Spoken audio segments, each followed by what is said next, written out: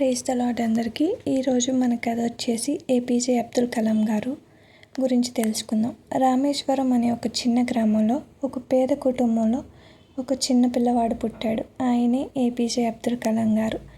ఈయన ప్రపంచానికి ఆదర్శంగా ఎలా మారారు అనేది మనం ఈరోజు తెలుసుకుందాం.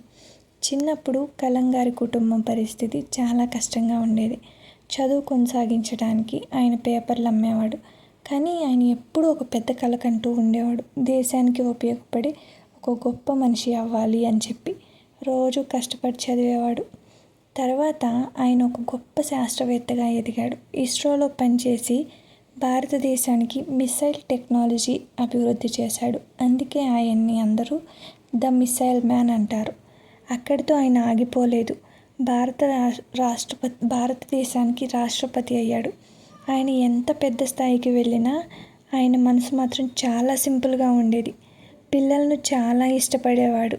వాళ్ళకి ఎప్పుడూ ఒక మాట చెప్పేవాడు. ఏంటి అనంటే, dream big, work hard, never give up అని చెప్పి ఎప్పుడూ చెప్పేవాడు. అలాగే జూలై 27, 2015లో షిలాంగ్లో లెక్చర్ ఇస్తూ ఆయన ఈ ప్రపంచాన్ని విడిచిపోయారు. కానీ ఆయన ఇచ్చిన స్ఫూర్తి మాత్రం ఎప్పటికీ మనతోనే ఉంటుంది. దీనిలో మనం తెలుసుకోవాల్సిన నీతి ఏంటి అని అంటే, పెద్ద కలలు కనాలి, కష్టపడి పని చేయాలి. అప్పుడే విజయం మన సొంతం అవుతుంది. Thank you.